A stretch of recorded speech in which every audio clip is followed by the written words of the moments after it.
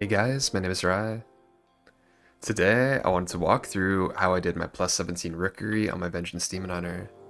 This includes the strategies I used to gather mobs, what I did for certain pulls to make sure that I lived, and how I don't think I cheated through the entire dungeon without standing a swirly at the very end.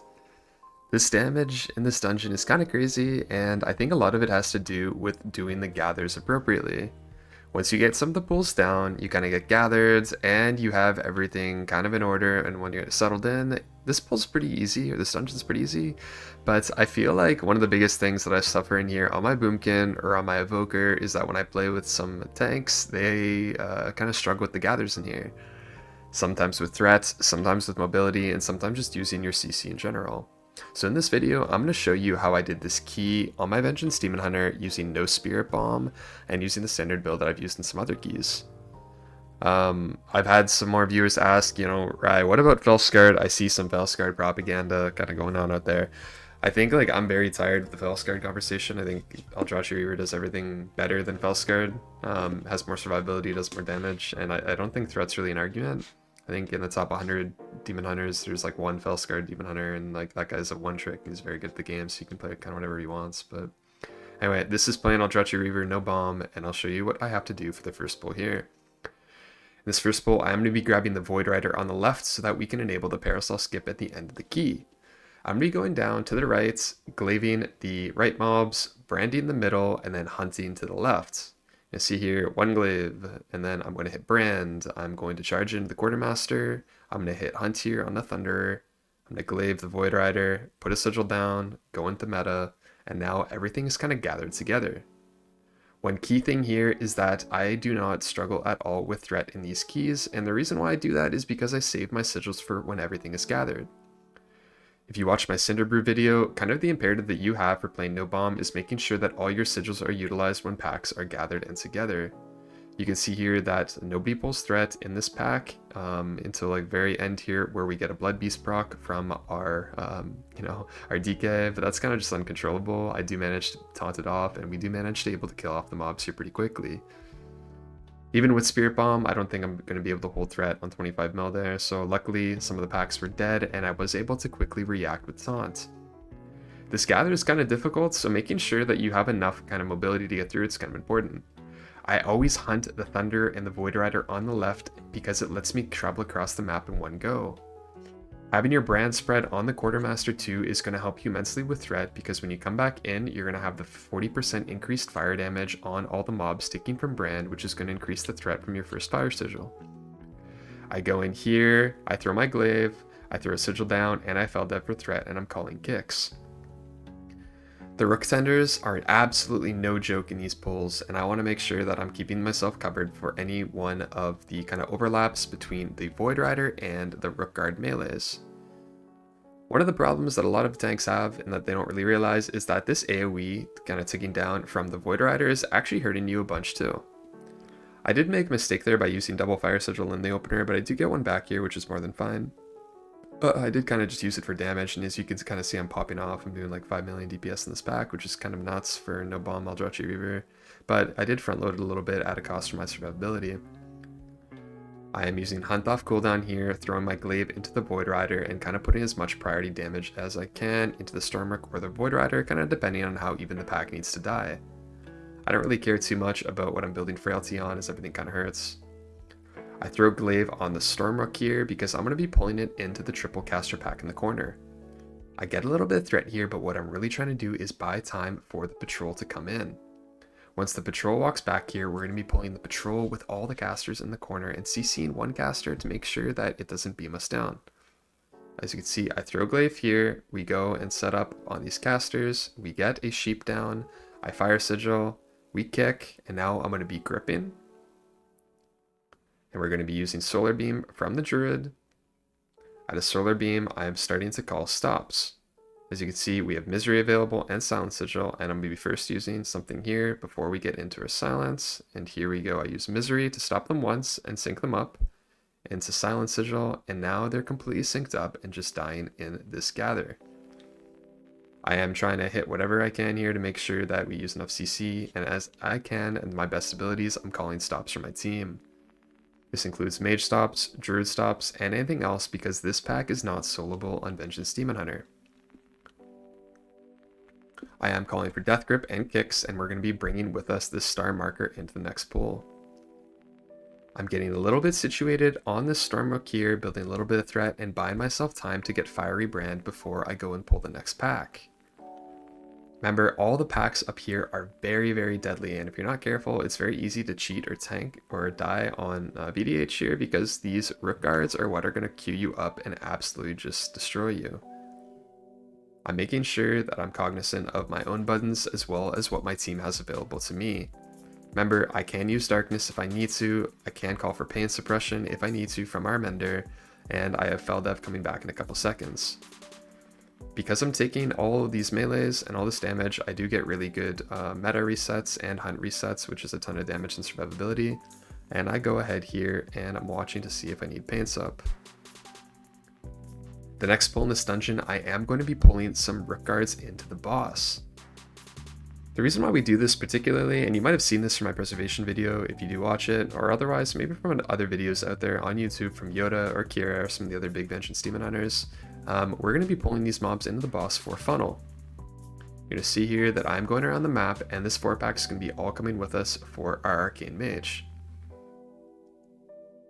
I do get a kind of cage off here, or a sheep off in a second on the caster in the back. Sheep goes out, we kick, and now we're going to be going into the boss.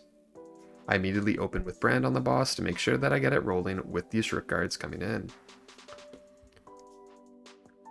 What I do gotta make sure is that I'm calling stops and kicks from our team.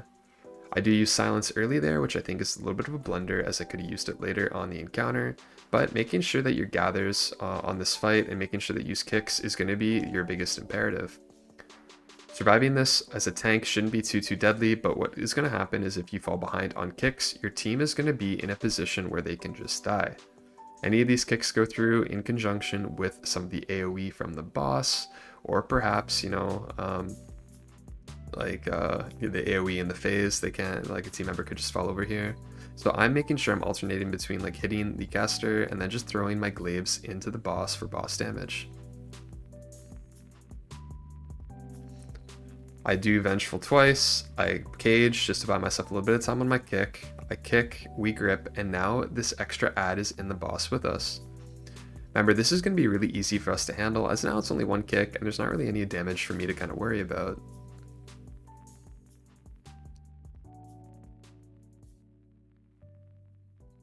I think this dungeon, once you get through some of these gathers, is like a ton of fun on tank. I actually think might be one of my favorite dungeons to tank. It's very frustrating to heal, but once you kind of get in the process of being able to figure out how to tank some of these crazy pulls and call stops, this dungeon is an absolute blast.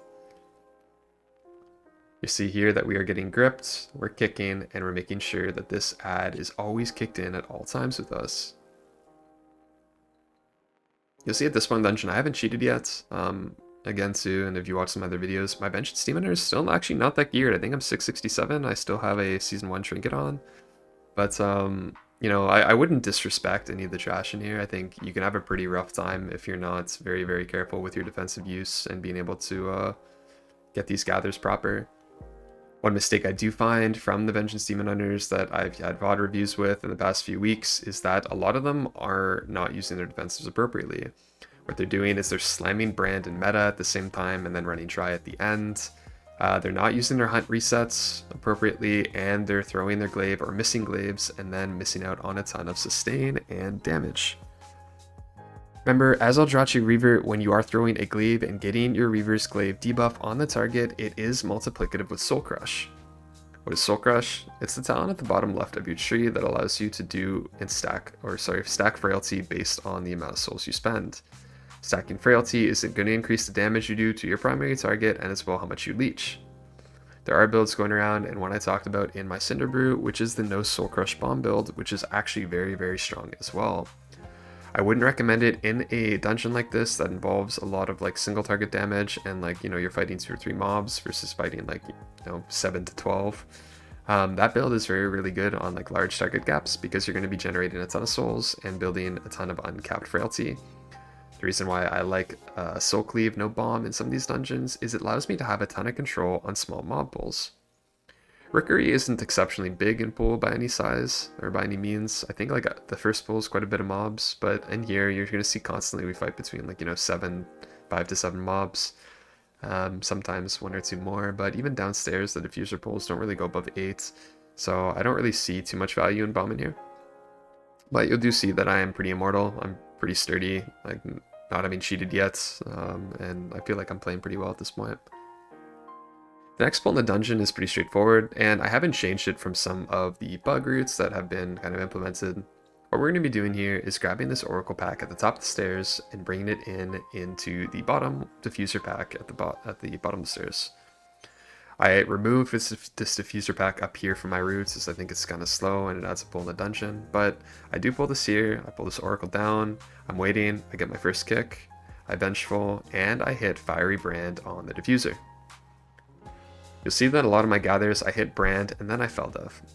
The reason why I do that, especially on some of these pulls, is I want to make sure that I'm stable for the first couple melees, and especially too on these pulls where you're not able to build consistent frailty. And why I say that is the diffuser is going to be sucking you into his, magic little aquarium there. You want to make sure that you have enough coverage to be able to not die to some of the autos and kind of get stable until your frailties kind of builds up from your Spirit Bomb or your Soul Cleave. Despite my earlier, mentions of not wanting to stack up Brand and Meta, I think like this is an okay pull to do so, as you want to kind of be able to kill this pack really quickly and get threats, and I'm going to have Brand back for the next one. Secondary reason is I would really want Metamorphosis up for the Lust pull, and if I hold it too long or use them this next pull, it's not going to be up. It was more of a strategic meta for timing on my part, but I would recommend that if you want to take this a little bit slower and, not overlapping there, maybe using meta early and then using Brand late, that's completely fine as well. I really like using Brand on pull for a lot of gathers, and the reason why is it's going to come back up by the time you need it on gather for the next pull. Remember, Brand is not just a defensive ability, it is a massive threat ability, and using it to tag mobs and build, Fiery Brand on your gather is going to increase the threat you generate and the damage from your Fiery Sigil and your Sigil of Spites, formerly known as Elysian Decree. I am pulling this diffuser in the corner with a mob from the bottom of the stairs, and the reason why we do this is that doing this pull with this additional mob, and then adding 1 Crusher to the Lust pull allows us to do the Parasol skip at the bottom of the stairs. You can see I am proxy kiting here, and one thing, and what you'll do notice I do a lot when I'm fighting these Void Cursed Crushers, is that I proxy kite to reset the stacks. These mobs are extremely efficient count, and if you ever open up MDT and look at count efficiency, which is kind of the percent health to count that they give in the dungeon, these things give a ton, and it is why I opted why to play them here. But however, they do come at a cost where they do jump out of melee a lot, which does reduce the ability for your team to be able to cleave them, for you to build frailty as a tank, and they do put on that nasty debuff which could stack up to 20, reducing the healing you receive to yourself and from your healer. In this Lust pull, remember I do need 1 additional Crusher here, so I am going to throw Glaive it, I'm going to Fell Dev, I'm going to tag with Brand, put my Sigil down, go into meta immediately because I want to stabilize, and we're going to be Bloodlusting, and I want to make sure that I chains into Beam and put as much damage as I can into the diffuser so nobody pulls threats. Remember, this is very strategic for me from a damage perspective because, again, I don't have Bomb, but I want to make sure that I'm building enough threat from our Unholy DK, who's going to be doing 20 mil here, our Arcane Mage on his Sprout targets, and our very good Boomkin. As you can see, I still haven't cheated, but I'm trying to keep this pack as grouped together as humanly possible to make sure that my team has maximum uptime. Remember, your job as a tank is to make sure you enable your DPS. So keeping mobs together, chain them in place for beam, and being consistent with your positioning is very, very important. Where your DPS can do more damage, they have to move less, the key's going to be going faster, their CDs are going to be more effective, and you're going to find it a lot easier to live. One of the things my friends and I joke about is like this analyst DH thing where these demon hunters are just pulling mobs and like jumping around the map, and it's very inconsistent for melee players. Like as they kite, the melee don't really know where they're going, they can't really put ground effects down like Death and Decay, and you can get really frustrated. So definitely being a good tank involves, some consistency. And on a lot of these pulls, you'll notice I try to stand extremely still unless I really need to kite. My only cheat of the dungeon just happened there 2 seconds ago as I tried to greed that additional soak leaf in this fight. Luckily, I don't need cheat for the entire rest of the dungeon as I don't think I use it. However, it was kind of funny that I was making a joke right before this that I didn't really need cheat, and I was like, yeah, I can get away with this, no problem. I don't need cheat. On this fight on Demon Hunter, you're gonna notice that I take this debuff a lot, and not only do I take it once, but I take it twice. One of the things that a lot of teams I find struggle with on this encounter is that this debuff kind of like wrecks the DPS, and causes the healer to fall behind. As a tank, you can actually take this debuff twice in a row, passing it off to one of your DPS players, then taking it back by using a defensive. I do find personally that Metamorphosis or Fiery Brand is enough for some of these debuffs, but I would recommend that if you don't have either, not taking a second one and passing it off to a DPS with a cooldown available. Another option for you is you can definitely ask for pain suppression, and with building frailty, you should be more than okay to be able to take a second one, but I really would not recommend taking it not like natural without any covered tanking abilities. What I mean by covered is Fiery Brand, Metamorphosis, or Feldev. There's not really too much else to talk about in this encounter. As we get downstairs, you're going to notice that this extremely clean run turns into one of kind of chaos, and we almost don't time this key. It's pretty funny, but so far so good. We are in this key, kind of getting through it, and at this point, now the boss at 44%. You can see that I did hit Metamorphosis there for that double carry, and I'm considering on the next set if I need to hit Brand.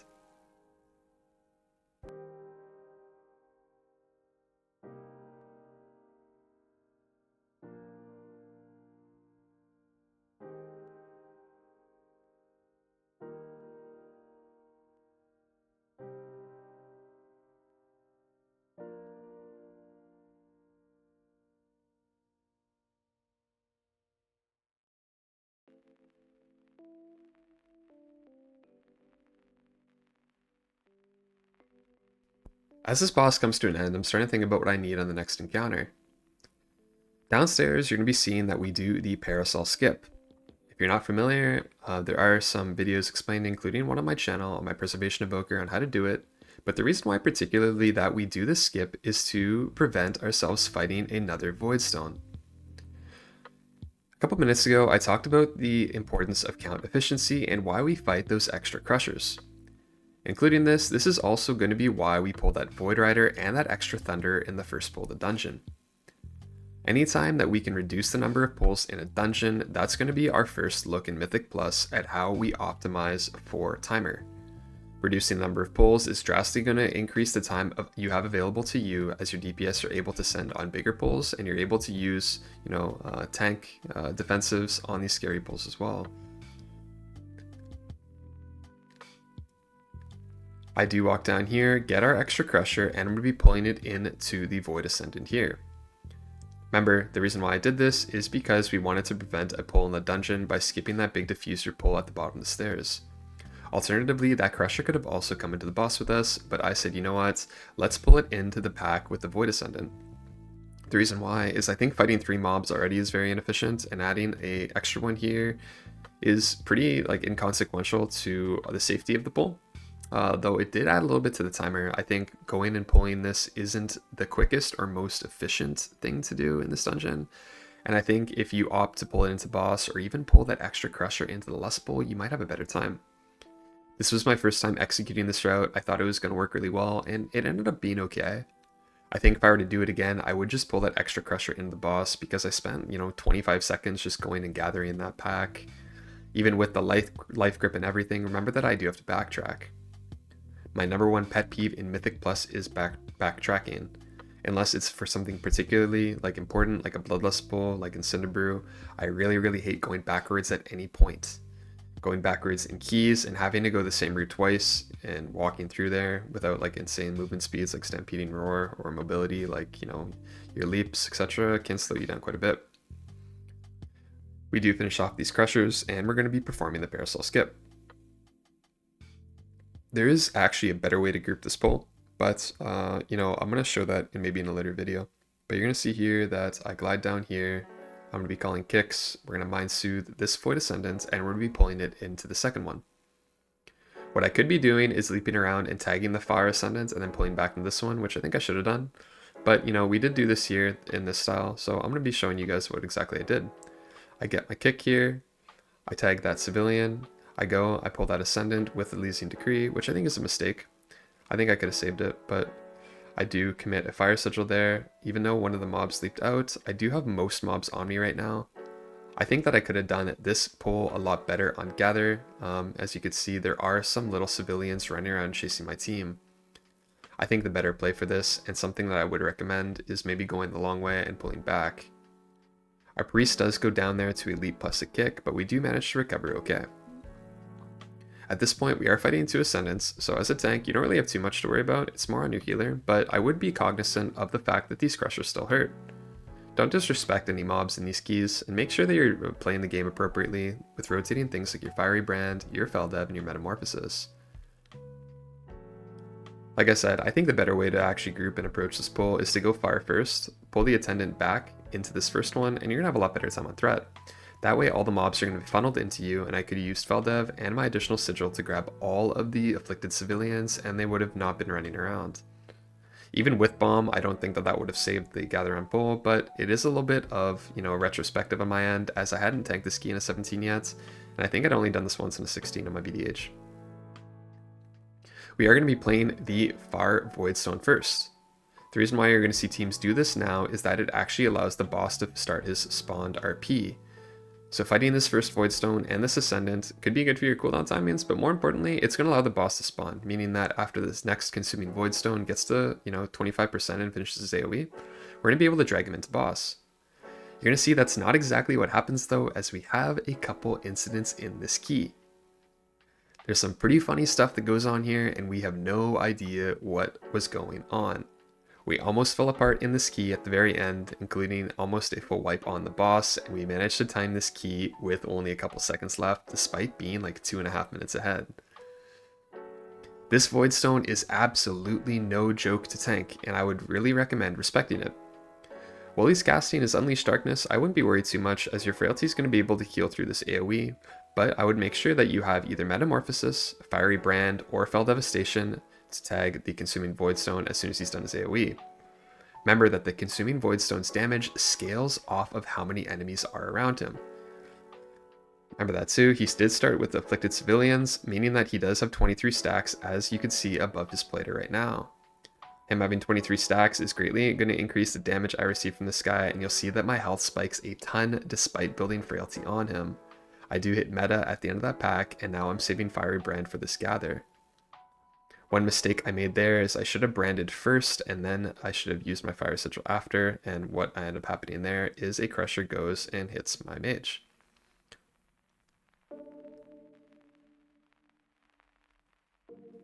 You'll see now that the first mistake happens and our DK is stuck in the water. He did get knocked back from that boss spawn, and now we are down a DPS for this entire pull. This is actually pretty funny, as we're freaking out in Discord about how we're going to get him back up. Our priest does not have a charge of life grip, and as well, we have no other way of getting our Death Knight back into this pull. What we decide is he's going to die to the AoE, and we're going to commit a battle res to him. We do have 2 battle reses available, and we want to make sure that he can get up in this fight because he needs to get up here immediately so that we can start the boss. Remember, this is also dangerous for our healer too, and for me, as I'm fighting these Void Crushers for longer, and as well this Corrupted Voidstone. Our DK does go down, but remember he's in the water, so he's okay right now, but we're going to get him rezzed up. So now our DK is back in the encounter, and we're back to killing the Voidstone. At this point, I did want to just go boss, as we only have 6 minutes left and we lost some time there, but I wanted to stabilize a little bit first. So I decided, let's just kill off the Voidstone, let's get settled, and I'll pull the boss. I start the boss on this side, but I do realize that we do have some funnel ads, so you're going to see here that I do make my way to the other side eventually. On this first AoE, I do decide to eat it with Feldev, and for some of these, you're going to see that I'm walking out of. The reason why I eat it with Feldev is I want to build Frailty, which is going to cleave onto these Crushers as they're still killing me at this point of the fight. I'm eating this frontal as well because I don't want to move into the puddles and off the Crushers, as once my Frailty starts to fall, I'm going to be in danger. Once this Crusher dies, you're going to see that I have a lot more mobility and the ability to start dodging these frontals, which can be left out of almost every time. This boss has an insanely big hitbox, and you could definitely take advantage of max ranging and walking out of these frontals whenever you need. If you do find yourself in a weird predicament with this frontal plus an overlap from the crystals, then you can easily go and start, using your defensives. But you'll see here that I do change places with my team, and as well, I'm making sure that I'm in a position where I can pick up the funnel when I need to. I do leap over, and now I've completely 180'd the boss. We are in our lust burn here, but you can see that we're going to start to have some pretty insane problems on this boss fight. One thing to note I should have been doing here, but we'll talk about it after, is using these puddles. This is Bloodlust, and we did have to spend our entire burn on killing this Awakened Voidstone. This is absolutely terrible for the timer, and my team's freaking out because we are not sure how we missed this damn rock. Our Boomkin does go down in Bloodlust, and we did have to commit our entire burn defensive rotation in killing that Voidstone. Now, even worse, we did walk into the Arcane Mage funnel, which we're going to be saving for Bloodlust Execute. These 5 civilians are now going to be getting beat up now, and they're going to be completely wasted. Look at my positioning as I try to panic to solve this undisputably difficult problem. I do leap back to this side of the map and try to get stable as my team is kind of panicked and flustered on what to do. Remember, we did just use a battle res, we did lose Bloodlust because we weren't ready for it as we're going to be blasting Execute, and now our Arcane Mage funnel is into the boss.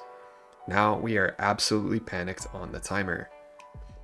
I don't have much room to play around with right now, so I'm going to be eating these frontals with Feldev, but remember, because I have additional mobs in this fight, my self-healing and sustain is also going way up. For everyone to Soul Cleave, I'm going to be able to get topped, and I'm using my Throwglaive here and my Hunt whenever I need to. One tip you can use, and I'm going to be using towards the end of the fight, is that when you are getting hit by multiple mobs or by these puddles, these damage events, it is going to reset your Hunt more frequently, meaning that you can abuse the puddles on this boss to reset your Hunt. This is a ton of single target damage, and I should have been doing it a little bit more at the start of the fight, but I think I was so panicked when we missed the attendant that I was worried that we wouldn't be able to recover. So we have no Bloodlust, we're now on our second burn and the boss at 42%, meaning that we're going to be very, very tight in this key. With 2:25 left on the clock, knowing that this is going to be a 6-minute boss fight now, we're kind of getting a little bit worried about the timer. Remember, at this point, all we need to do is min-max damage. What I should be doing right now, and a mistake that I'm currently making, is I'm not standing in those puddles. Remember, when I'm standing in those puddles, I have a higher chance to Hunt reset. You'll see towards the end of the key, I try to strategically also use my cheat death to go into Metamorphosis for increased damage. All that matters right now is that I'm hitting the boss as hard as possible and that my team is maximizing uptime. You can see my shield, we are right below my nameplate at the top of my screen, so we are kind of calling and calming together as a group on what defensives we need for each one of the slams, the upheavals, and what offensives we have for the burn. We're currently at 1:35 left in the key, just about, and we're going to need to do 2 burns to be able to kill this boss, meaning that we need to send a bunch here, and our mage sends Arcane Surge, and I'm going to be sending my Hunt.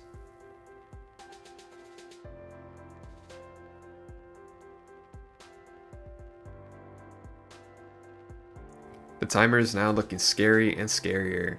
As we're getting into just about a minute left on the timer, I know that the boss is not dying in this burn.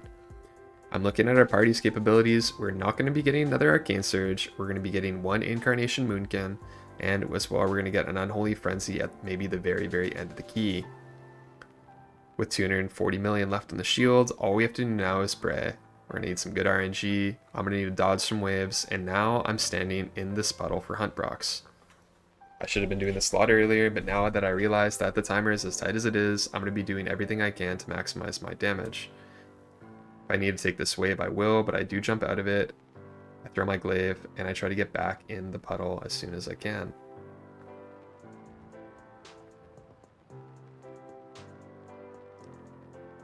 At this point, I'm just eating these waves and hoping that I actually cheat. Remember, if I cheat here, I'm also going to be going into Metamorphosis, which is going to be a damage increase for me because of my ability to spend. I'm praying for that Hunt proc, and I should be standing back in the puddle, but I'm not. And as the timer ticks down to 10 seconds left, we are finishing off the boss. We managed to finish the key with just 2 seconds left, despite everything that could have possibly gone wrong, and we end up with a pretty happy conclusion here. With that, there was a lot that went wrong in this key, and this was absolutely crazy, but we did manage to time it, and hopefully this was a little bit insightful to you as how you can do this place on Aldrachi Vengeance Demon Hunter without using Spirit Bomb. Again, I only cheated once this key because it was my own fault, but the rest of this, you can see that Aldrachi is like kind of insane in here. And the hardest part of this is just kind of doing the gathers and enabling your DPS. Once you get some of the gathers in this dungeon down, especially the first pull and some of the ring, you're gonna have a really easy time in here.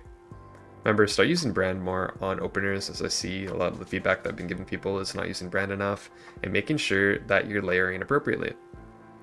Don't forget to use meta, and if you need to, especially respect some of the crushers and the diffuser trash. Remember, you're not going to be able to build frailty a ton as you're moving in and out, so make sure you try to keep them grouped and get some distance if you can by using things like vengeful retreat and leap. If you think I missed anything, feel free to drop something in the comments. All my weak auras and everything are available for free in my Discord, as well as any questions that you might have I probably have an answer to, which you can feel free to drop me a comment in the questions channel. Thanks again for all the support, as we've hit a ton of subscribers recently and, had a lot more Twitch viewers on average. Hopefully this helps you in your journey to get title on your Vengeance Demon Hunter. Thanks again, and I'll catch you guys in the next one.